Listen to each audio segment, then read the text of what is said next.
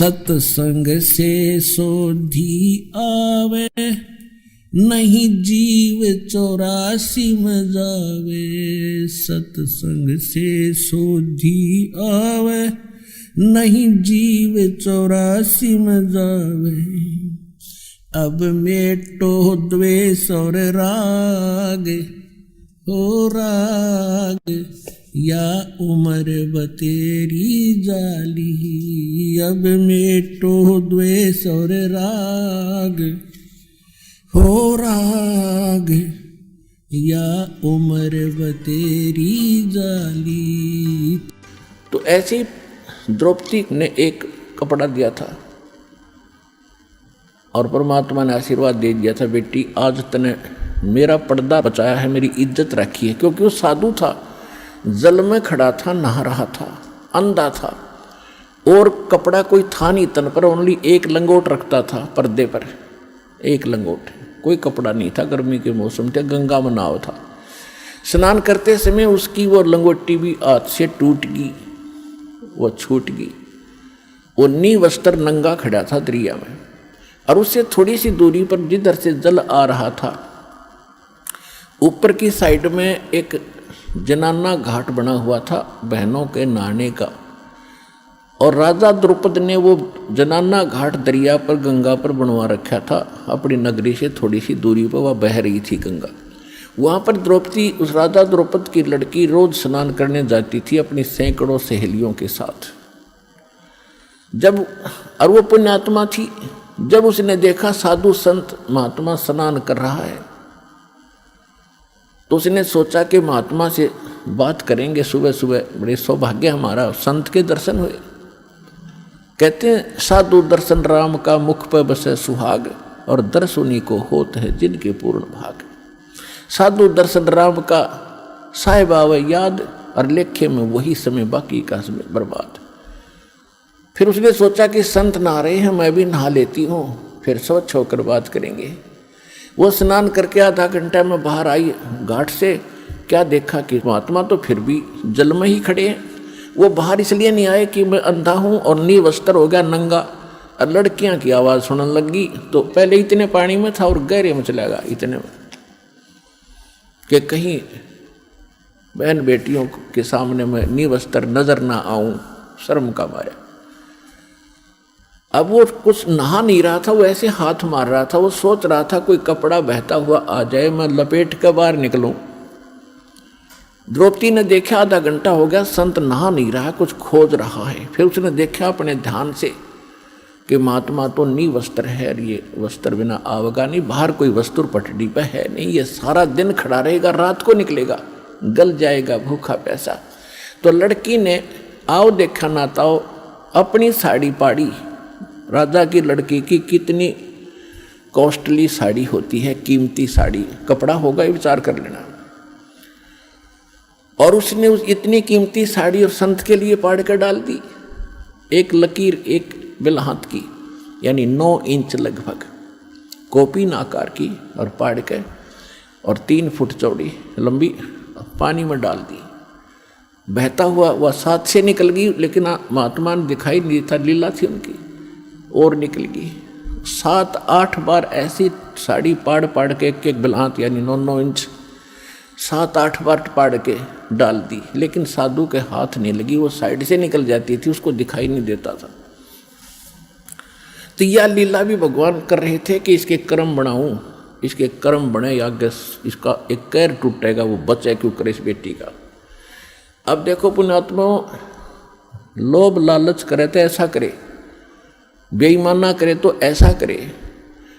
उसके साथ और भी सहेली थी, नौकरानियां थी। उन नौकरानियों को भी कह सकती थी कि एक साड़ी का टुकड़ा डाल दो महात्मा के लिए, तो एक साड़ी क्या 2 साड़ी डाल। उसने पता था, नौकरानी को मालूम है आज अपनी राजा की लड़की के कहने से हम थोड़ा सा टुकड़ा साड़ी का देंगे, 2 साड़ी देगी, जाते ही 2-3 धोती देगी, बढ़िया, तो वो डाल सकती थी। लेकिन उसने उनको नहीं दिया, क्योंकि उसको मालूम था कि मैं पुण्य करूंगी अपने हाथ से, मुझे मिलेगा, ये करेंगी तो इनको मिलेगा। इतना अध्यात्म ज्ञान उन बच्चों को उसमें दिया जाता था। मैं रोटी खाऊंगी मेरा पेट भरेगा, ये खाएगी इसका भरेगा। तो उसने ये बेईमाना लालच कराया। तो लोभ करे तो ऐसे करे, दान धर्म करने का स्वयं करे, अपने डट के करे और सेवा करने का। तो इसी प्रकार जब उसने 7-8 को पीन के ऐसे डाल दी, नहीं हाथ लगी, फिर उन्हें सोचा निकट न्यों नहीं जावे थी कि कहीं महात्मा को आभास ना हो जाए कि लड़की है ये जो कपड़ा डाल रही निकट आएगी, तो कहीं ये आगे को ना सरक जा दरिया की तरफ और बह जावे, मर जावे, यो तेज धार में बह गए। बोल इसलिए नहीं रही थी। इसलिए उसने एक लंबी लकड़ी उठाई जंगल से, उसके फिर एक और टुकड़ा पाड़ा, फाड़ के उसके लपेटा और धीरे धीरे साधु संत के हाथ के निकट कर दिया जहाँ वो ऐसे हाथ मार रहा था। जब उसके हाथ लग गया उसने तुरंत उसको पकड़ा मजबूती से। फिर उसने देखा कि ये वैसे कोई बहता हुआ कपड़ा नहीं है, ये तो स्पेशल साइज पाड़ कर साड़ी का दिया हुआ है और बेटी भी आस पास ही होगी। वो तो अंतर्यामी थे, लेकिन लीला जो भगवान करते हैं, जैसे 120 वर्ष धानक रूप में, जुलाई रूप में काशी में रहेगी, कोई आज तक नहीं समझ पाया वो भगवान थे। आज समझ में आ गया कि वो परमात्मा थे और हैं और रहेंगे। तो ये लीला ऐसी गजब की करता, कोई सोच भी नहीं सकता यूँ भगवान है रह कैसे। अंधे की लीला करे थे, अंधे वाली करी पूरी। इस काल को भी धोखा देता है, यही वेद में लिखा है और यही नानक साहब कहते ए ठगवाड़ा ठगी देश खरा सियाणा बोता बार, ये धारण गुरु रहा करता। और खुद कहते भगवान सोचल सिद्धर मैं करूं अपने जन के काज। तो द्रौपदी जब उसने वो टुकड़ा लिया, देखा कि हाँ ये तो किसी लड़की बेटी ने दिया है, तो कहा बेटी आज तैने मेरी इज्जत रखी है, भगवान तेरी इज्जत रखेगा और तुझे बहुत ज्यादा दे। अब उसका वचन कैसे टले, तो सुपात्र को दिया दान। इस संसार में आने वाले कैर से भी कुछ ऐसे कर्म हैं जो दान से ही कटते हैं, कुछ ऐसे कर्म हैं जो सेवा से ही कटते हैं, कुछ ऐसे पाप कर्म हैं जो आपके आरती सिमरन सत्संग सुनने से कटेंगे, कुछ ऐसे कर्म हैं जो दान धर्म करने से और हवन यज्ञ करने से कटेंगे, कुछ ऐसे कर्म हैं जो दंडोत प्रणाम से ही आपके नाश होंगे, कुछ ऐसे पाप कर्म हैं जो सिमरन से ही कटेंगे। तो हमने सारे फार्मूले अपनाने अपने अंतःकरण को दौड़ने के लिए, साफ करने के लिए।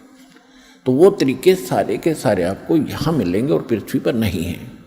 इससे आपका अंतःकरण भी साफ होगा, जिस कारण से आपको इस जीवन में भी सुख होगा और मोक्ष भी मिलेगा।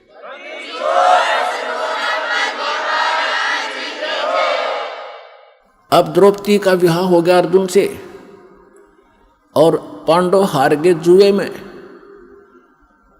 और द्रौपदी को नंगा करने का प्रकरण आपने खूब सुना।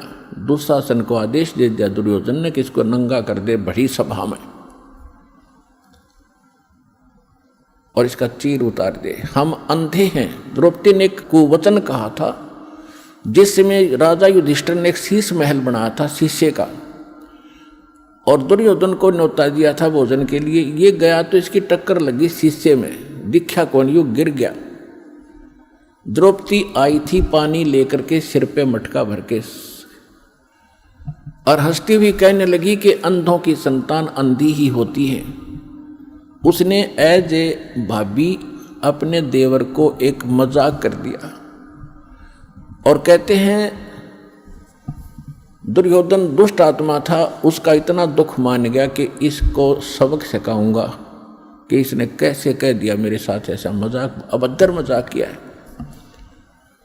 अपने आत्माओं परमात्मा कहते हैं साधु सोना और सजन, संत भगत सोना और सजन पुरुष टूट जोड़े 100 बार, और दुर्जन और पाका कलश एक के धक दरार।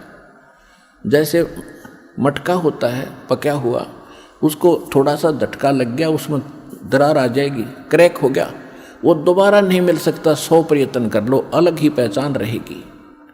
इसी प्रकार दुष्ट व्यक्ति एक बार थोड़ा सा भी कोई बात होगी, वो कभी वैसा नहीं हो सकता, वो अपना कुबद मन में जोर रखेगा, बकवाद करे बिना रह नहीं, उसमें इतना दोष होता है।